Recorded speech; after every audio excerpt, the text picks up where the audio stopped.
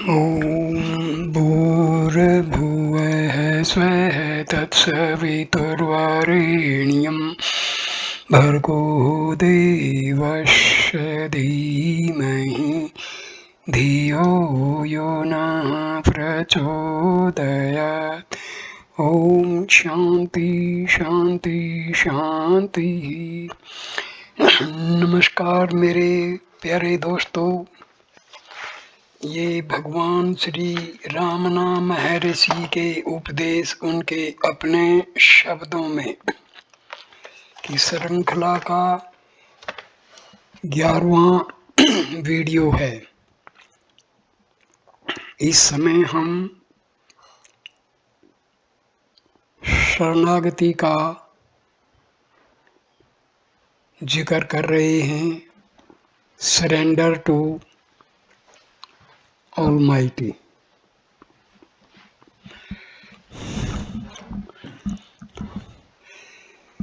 Question: अहंकार के विनाश का श्रेष्ठ उपाय क्या है?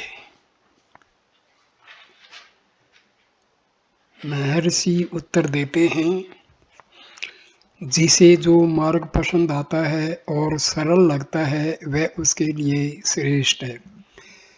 सब मार्ग समान रूप से अच्छे हैं, वे एक लक्ष्य की प्राप्ति के विभिन्न उपाय हैं।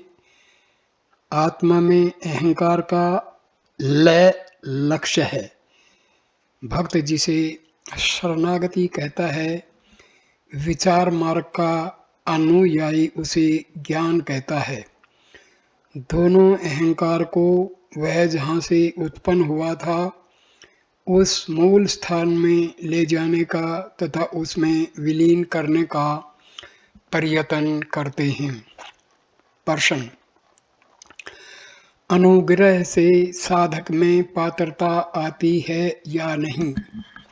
महर्षि उत्तर देते हैं, इसको ईश्वर पर छोड़िए। बिना किसी शर्त के आत्म समर्पण कीजिए। दो में से एक काम अवश्य करना होगा। आत्म समर्पण कीजिए क्योंकि आप अपना असामर्थ्य स्वीकार करते हैं और उच्चतर शक्ति की सहायता की अपेक्षा रखते हैं, अथवा दुख के कारण की तलाश करते हुए मूल तक पहुंचकर उसमें समा जाइए। दोनों तरीकों से दुख से मुक्त होना संभव है। ईश्वर शरण में आए हुए दीन जीव का कभी भी त्याग नहीं करते। प्रश्न: शरणागति के बाद मन की दशा कौन सी होती है? उत्तर: क्या यह प्रश्न शरणागत हुआ मन करता है? प्रश्न: निरंतर शरणागति की इच्छा करके मैं बढ़ते हुए अनुग्रह का अनुभव करना चाहता हूँ। उत्तर: पहली और आखिरी बार आत्म समर्पण कीजिए और इच्छा का त्याग कीजिए। जब तक कर्तृत्व रहेगा इच्छा भी रहेगी, वह भी व्यक्तित्व है। यदि वह जाएगा तो आत्मा अपने शुद्ध स्वरूप में प्रकाशित होगा तथा इस बात का स्पष्ट अनुभव भी होगा। कर्म नहीं, कर्तृत्व बंधन का कारण है। निश्चल बनो और जानो कि मैं ईश्वर हूँ। इसमें कही गई निश्चलता पूर्ण आत्म समर्पण है, जिसमें व्यक्तित्व अणुमात्र भी नहीं है। निश्चलता सदैव बनी रहेगी और मन की चंचलता मिट जाएगी। चित्त का संबंधन इच्छा का, कर्तृत्व का एवं व्यक्तित्व का कारण है। इसे समाप्त कर दिया जाए तो फिर शांति ही शांति है। वहाँ जानने का अर्थ होना है, अर्थात यह ज्ञात ज्ञाता ज्ञान ज्ञेय की त्रिपुटी युक्त सापेक्ष ज्ञान से पर है। प्रश्न: मैं ईश्वर हूँ अथवा मैं ब्रह्म हूँ, ऐसा विचार सहायक है क्या? उत्तर: मैं हूँ वह मैं हूँ, मैं हूँ ईश्वर है, मैं ईश्वर हूँ, ऐसा विचार नहीं। मैं हूँ का अनुभव कीजिए, विचार मत कीजिए। जानो कि मैं ईश्वर हूँ, ऐसा कहा गया है। सोचो कि मैं ईश्वर हूँ, ऐसा नहीं। शरणागति की सारी बातें गुड़ की गणेश मूर्ति से थोड़ा गुड़ चुराकर गणेश को नैवेद्य के रूप में अर्पण करने जैसी है। आप कहते हैं मैंने शरीर, आत्मा और मेरी सब चीजें ईश्वर को समर्पित कर दी। क्या ये सब चीजें आपकी थी जो आप उनको समर्पित करें? आप सिर्फ इतना कह सकते हैं, अब तक मैंने गलती से ऐसा मान लिया था कि ये सब आपकी चीजें मेरी हैं, लेकिन अब मैंने जान लिया है कि ये सब आपकी हैं। अब मैं कभी भी ये मेरी है ऐसा मानकर व्यवहार नहीं करूँगा। यह जानना कि ईश्वर अथा आत्मा के अलावा और कुछ नहीं है तथा मैं और मेरा का अस्तित्व नहीं है, केवल आत्मा का ही अस्तित्व है, ज्ञान है। इस प्रकार भक्ति और ज्ञान में कोई भेद नहीं, भक्ति ज्ञान की माता है। प्रश्न: चूंकि हम दुनियावी मनुष्य हैं, हमें एक या दूसरे प्रकार का शौक रहता है और नहीं जानते कि इससे किस प्रकार छूटा जाए। हम ईश्वर की प्रार्थना करते हैं, लेकिन जवाब नहीं मिलता, हम क्या करें? उत्तर: ईश्वर में विश्वास रखिए। उत्तर: हम आत्म समर्पण करते हैं तब भी कोई सहायता नहीं मिलती। उत्तर: हाँ, यदि आपने आत्म समर्पण किया है तो आपको अवश्य ईश्वर इच्छा अनुसार जीना चाहिए और जो आपको पसंद नहीं है उसके विषय में फरियाद नहीं करनी चाहिए। इस समय दिख रही वस्तुएं तथा परिस्थिति बदलकर दूसरे प्रकार की दिख सकती हैं। दुख अक्सर ईश्वर में श्रद्धा उत्पन्न करता है। प्रश्न: लेकिन हम सांसारिक जीव हैं, पत्नी, बच्चे, मित्र और संबंधी हैं। उनके अस्तित्व की अवगणना हम नहीं कर सकते और हमारे अस्तित्व के छोटे अंश को सुरक्षित रखे बिना केवल ईश्वर की इच्छा पर निर्भर नहीं रह सकते। उत्तर: इसका अर्थ यह है कि आपने आत्म समर्पण नहीं किया जैसा आप कहते हैं। आपको केवल ईश्वर में श्रद्धा रखनी चाहिए। उसके समक्ष आत्म समर्पण कीजिए और यह उसकी इच्छा पर छोड़िए कि वह प्रकट हो या अदृश्य रहे। उसकी प्रसन्नता की राह देखिए। यदि आप उसे आप जैसा कहें ऐसा करने को कहें तो यह आत्म समर्पण नहीं, आज्ञा हुई। आप उसे आज्ञा पालक बनने को कहने के साथ ऐसा नहीं सोच सकते कि आपने आत्म समर्पण किया है। वह जानता है कि आपके लिए सबसे श्रेष्ठ क्या है और उसे कब और कैसे करना चाहिए। सब कुछ पूर्णतया उस पर छोड़ दीजिए, सारा बोझ उसका है, आपको अब कोई चिंता नहीं है, आपकी सब चिंताएं उसकी हैं। यह आत्म समर्पण भक्ति है। अथवा तलाश कीजिए किसे ये चिंताएं, ये प्रश्न होते हैं। हृदय की गहराई में डूबकर आत्मनिष्ठ होकर रहिए। इन दो में से एक मार्ग साधक के लिए खुला है। प्रश्न: ऐसा आत्म समर्पण असंभव है? उत्तर: हाँ, प्रारंभ में पूर्ण आत्म समर्पण असंभव है, लेकिन आंशिक समर्पण सबके लिए निश्चित रूप से संभव है। समय पर वही पूर्ण समर्पण के प्रति ले जाता है। ठीक है, यदि समर्पण असंभव है तो क्या किया जा सकता है? मन की शांति नहीं है, आप उसे पाने में असहाय हैं और आत्म समर्पण से ही उसे प्राप्त किया जा सकता है। प्रश्न: केवल शरणागति आत्मा तक पहुंचने के लिए पर्याप्त है क्या? उत्तर: मनुष्य आत्म समर्पण करे, यही पर्याप्त है। समर्पण का अर्थ है स्वयं को अपने मूल कारक के हवाले कर देना। इस काल्पनिक भ्रम में न रहिए कि यह मूल कारण आपके बाहर रहा हुआ कोई ईश्वर है। आपका मूल कारण आपके अंदर है। अपने आप को उसके हवाले कर दीजिए।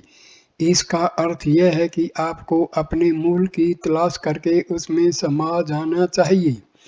प्रश्न, कागज पर लिखा हुआ कहा जाता है कि अन्य सब विचारों को छोड़कर केवल ईश्वर का आश्रय लेने से मनुष्य सब कुछ पा सकता है। क्या इसका अर्थ है कि हमें एक स्थान में निश्चल बैठकर हमेशा ईश्वर का ध्यान करना चाहिए और अन्य सारे विचार, शरीर निर्वाह के लिए आवश्यक भोजन आदि के विचार भी छोड़ देने चाहिए? बीमार होने पर औषध एवं चिकित्सा के बारे में नहीं सोचना चाहिए क्या?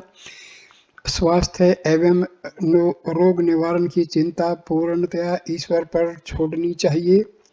भगवत गीता में कहा है, जो मनुष्य सब कामनाओं को छोड़कर निष्प्रह एवं अहंता ममता रहित होकर विचरण करता है, वह शांति प्राप्त करता है। इसका अर्थ सब इच्छाओं का त्याग है। इसलिए क्या हमें केवल ईश्वर के ध्यान में समय बिताना चाहिए और बिना मांगे उसकी कृपा से भी खाने पीने को मिल जाए उसी का स्वीकार करना चाहिए, या हमें थोड़ा प्रयत्न करना चाहिए? भगवान कृपया हमें शरणागति का रहस्य बताइए। महर्षि उत्तर देते हैं, श्री रमन ने कागज पर लिखे प्रश्नों को पढ़कर खंड में बैठे सबको संबोधन करते हुए कहा, शरणागति का अर्थ निसंदेह सब विचारों से अनासक्त रहना है, लेकिन क्या इसका यह अर्थ है कि भौतिक शरीर के निर्वाह के लिए आवश्यक खाने पीने के विचारों को छोड़ देना है? इन्होंने पूछा है, बिना मांगे ईश्वर इच्छा से जो भी मिले उसे मुझे खाना है या कुछ प्रयत्न भी करना है? ठीक है, मान लिया जाए कि हमें खाना अपने आप मिला, तब भी खाएगा कौन? मान लीजिए किसी ने हमारे मुंह में डाल दिया, तो क्या हमें कम से कम उसे निगलना नहीं पड़ेगा? क्या यह प्रयत्न नहीं है? फिर उन्होंने पूछा, यदि मैं बीमार हो गया तो मुझे दवाई लेनी चाहिए या स्वास्थ्य की चिंता ईश्वर को सौंपकर चुप रहना चाहिए? श्री शंकराचार्य के ग्रंथ साधन पंचक में लिखा है कि अक्षुधारूप व्याधि की चिकित्सा के लिए भिक्षा में मिले अन्न रूप औषध को खाना चाहिए। इसके लिए साधु को गांव में जाकर भिक्षा मांगनी चाहिए। यदि सब लोग यह सोचकर कि खाना आएगा तो ही खाएंगे, आंखें मूंद कर निश्चल होकर बैठे रहें तो दुनिया कैसे चलेगी? इसलिए अपने समाज की परंपरा के अनुसार मिलने वाली चीज़ों का स्वीकार मनुष्य को अवश्य करना चाहिए, लेकिन उसे मैं स्वयं यह कर रहा हूँ ऐसे भाव से अवश्य मुक्त रहना चाहिए। मैं यह कर रहा हूँ ऐसा ख्याल बंधन है, इसलिए भूख लगने पर खाना चाहिए या नहीं और बीमार होने पर दवा लेनी चाहिए या नहीं, ऐसे संदेह करने के बजाय सोच विचार करके वह उपाय ढूंढ निकालना चाहिए जिससे कर्तापन के ख्याल का त्याग किया जा सके। ऐसे संदेह होते रहेंगे और उनका कभी भी अंत नहीं होगा। ऐसे संदेह भी हो सकते हैं, पीड़ा होने पर मुझे चीखना चाहिए या नहीं, निश्वास के बाद मुझे सांस लेनी चाहिए या नहीं, ईश्वर कहिए या कर्म कहिए, कोई कर्ता विधाता इस विश्व में प्रत्येक जीव के चित्त के विकास के अनुरूप उससे विविध कर्म करवाता रहेगा। यदि उस उच्चतर शक्ति पर सारी जिम्मेदारी डाल दी जाए तो घटनाएं अपने आप होती चली जाएंगी। हम इस पृथ्वी पर चलते हैं, चलते इसमें प्रत्येक कदम पर क्या हम यह सोचते हैं कि एक कदम उठाने के बाद मुझे दूसरा भी उठाना चाहिए या वहीं रुक जाना चाहिए? क्या चलने का कार्य अपने आप नहीं होता? श्वासोच्छ्वास के बारे में भी यही सत्य है। श्वास प्रश्वास लेते या छोड़ते समय कोई विशेष प्रयत्न किया जाता है, कोई विशेष प्रयत्न नहीं किया जाता। जीवन के विषय में भी यह सत्य है। क्या हम लोग अपनी इच्छा से कुछ भी छोड़ सकते हैं अथवा चाहे सो कर सकते हैं? हमारे अनजाने में ही कई बातें अपने आप होती रहती हैं। ईश्वर के समक्ष पूर्ण शरणागति का अर्थ है सब विचारों का त्याग एवं मन की एक ईश्वर में केंद्रितता। यदि हम उसमें चित्त एकाग्र करें तो दूसरे विचार अदृश्य हो जाएंगे। यदि चित्त, वाणी एवं शरीर के सब कर्म ईश्वर को समर्पित कर दिए जाएं, तो हमारे जीवन का पूरा भार उस पर होगा। प्रश्न, लेकिन क्या ईश्वर मेरे द्वारा किए जा रहे सब कर्मों का वस्तु तय करता है? महर्षि उत्तर देते हैं, मनुष्य सोचता है कि वह करता है, यह उसकी वर्तमान परेशानी का कारण है, लेकिन यह एक गलती है। उच्चतर शक्ति सब कुछ करती है और मनुष्य केवल उसका निमित्त या साधन है। यदि वह इस व्यवस्था का स्वीकार करता है तो मुक्त है, अन्यथा परेशानियों को न्योता देता है। उदाहरण के तौर पर मंदिर के गोपुरम के बैठक खाने वाले भाग में रही मनुष्याकार शिल्पकृति देखिए, जिसे इस तरह बनाया गया है कि वही बुर्ज का पूरा बोझ अपने कंधे पर उठाती हो, ऐसा दिखता है। उसके बैठने की रीत एवं चेहरे के भाव बड़े तनाव को व्यक्त करते हैं, जैसे कि वह गोपुरम का सारा भार उठाती हो। लेकिन सोचिए, मंदिर एवं गोपुरम की रचना पृथ्वी पर की गई है और उनका पूरा भार नींव पर टिका हुआ है। शिल्पकृति गोपुरम का एक भाग है, लेकिन ऐसा दिखता है जैसे वह गोपुरम का भार उठा रही हो। क्या यह विचित्र सा नहीं है? कर्तृत्व का भार अपने ऊपर मानने वाले मनुष्य इस तरह के हैं। प्रश्न, स्वामी, ईश्वर से प्रेम करना अच्छा नहीं है तो प्रेम मार्ग का अनुसरण क्यों नहीं किया जाए? उत्तर, किसने कहा कि आपको उसका अनुसरण नहीं करना चाहिए? लेकिन जब आप प्रेम की बातें करते हैं तो वहाँ द्वैत है कि नहीं? प्रेम करने वाला भक्त था, जिससे प्रेम किया जाए वह ईश्वर, लेकिन भक्त ईश्वर से भिन्न नहीं है, इसलिए प्रेमा शब्द आपका अपना आत्मा है।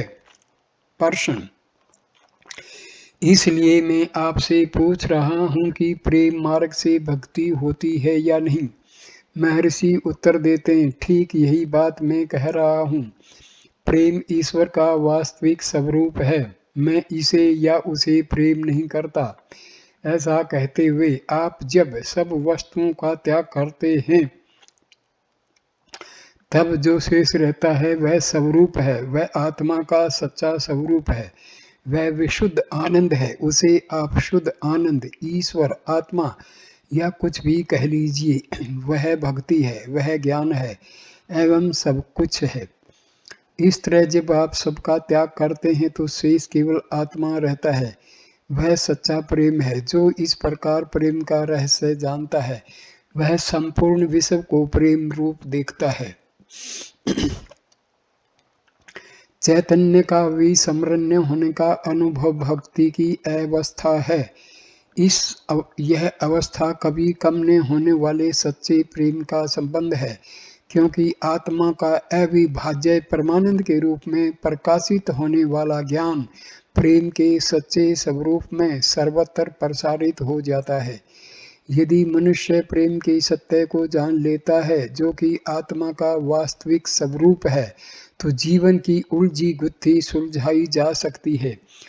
प्रेम की सर्वोच्च अवस्था प्राप्त करके ही मुक्ति मिलती है। सब धर्मों का यह हार्द है, मर्म है।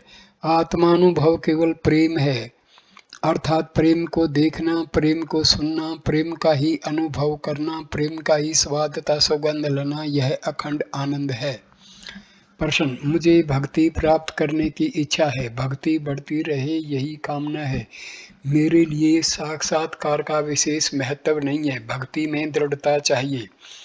महर्षि उत्तर देते हैं, यदि भक्ति की अभिप्सा है तो साक्षात आपके न चाहने पर भी आपको प्राप्त होगा। भक्ति की अभिप्सा की तीव्रता में चित्त पिघलना चाहिए। कपूर जलने पर कुछ शेष नहीं रहता, चित्त कपूर है। जब कुछ भी शेष रखे बिना चित्त आत्मा में विलीन हो जाए तो उसे आत्म साक्षात्कार कहते हैं। प्रश्न, मुझे मूर्ति के ध्यान में श्रद्धा है, वह मुझे ज्ञान प्राप्त नहीं कराएगी क्या? महर्षि का उत्तर, अवश्य कराएगा। उपासना से चित्त एकाग्र होता है, तब चित्त दूसरे विचारों से मुक्त तथा ध्यान मूर्ति से भर जाता है। मन ध्येय से एक रूप होकर अत्यंत शुद्ध हो जाता है। तब सोचिए कि उपासक कौन है? उत्तर है मैं या आत्मा। इस प्रकार अंत में आत्म प्राप्ति होती है। निर्विचार चित्त से निराकार सत्य की पूजा श्रेष्ठ है, लेकिन जब मनुष्य ऐसी निराकार पूजा के योग्य नहीं होता तब केवल मूर्ति पूजा करना उचित है।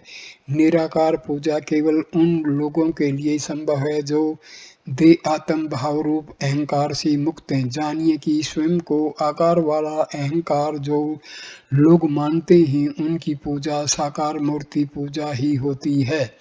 सब आसक्तियों को छोड़कर अनुग्रह स्वरूप आत्मा की सहजावस्था में रहना अपने स्वरूप में मौन स्थिति है जो सर्वथा निर्विषय होती है। आत्मा की इस सच्ची मौन अवस्था का स्वरूप ठीक जानकर उसमें प्रतिष्ठित होना मानस पूजा है। चित्त शांत होकर एक अद्वितीय आत्मा में एक रूप होकर रहता है, वह नैसर्गिक नित्य पूजा है तथा हृदय सिंहासन पर ईश्वर की स्थापना करना एवं मौन रहना सर्वश्रेष्ठ ईश्वर पूजन है। अपने दुराग्रहों वाले अहंकार से रहित शांत मौन अवस्था मोक्ष है। आत्म विस्मृति की दुखद स्थिति मनुष्य को इस मौन अवस्था से च्युत कर देती है। यही विभक्ति भक्ति का अभाव है। आत्मा से अभिन्न होकर शांत मन से उस मौन अवस्था में हमेशा रहना शिव भक्ति का परम रहस्य है। मनुष्य जब शिव के चरणों में आत्म समर्पण करता है और इस प्रकार आत्मा के सत्य स्वरूप में प्रतिष्ठित होता है, तब ऐसी शांति का अनुभव होता है जिसमें अपनी अल्पज्ञता के विषय में कोई फरियाद नहीं होती या किसी भी प्रकार की प्रार्थना नहीं होती। वह पराभक्ति है। इस प्रकार ईश्वर का दास बनकर निश्चल मौन अवस्था में रहना एवं भगवान का दास हूँ ऐसा थोड़ा भी अभिमान या विचार न हो, वही आत्म समर्पण ज्ञान है। प्रश्न, साधक इस ध्येय को जगत में ईश्वर के गुणगान करते हुए विचरण करके प्राप्त कर सकता है अथवा एक स्थान में ही रहकर? उत्तर, मनुष्य कहीं भी विचरण करे, सदैव उसे अपने चित्त को एक स्थान में स्थिर रखना चाहिए। यह उसके लिए अच्छा। शरीर को एक स्थान में स्थिर रखकर चित्त को सर्वत्र भटकने दिया जाए, इससे क्या लाभ? प्रश्न, अहेतु की भक्ति संभव है क्या? उत्तर, हाँ, किसी प्रकार के हेतु बिना भक्ति करना संभव है। किसी वस्तु के लिए ईश्वर की भक्ति करना वस्तुतः उस वस्तु का ही भजन है।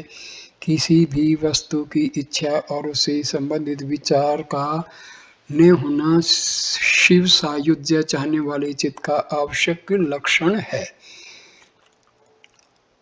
यहीं पर हम इस वीडियो को विराम देते हैं। नमस्कार। Please like, comment and share the video and subscribe the channel. Thanks. नमस्कार।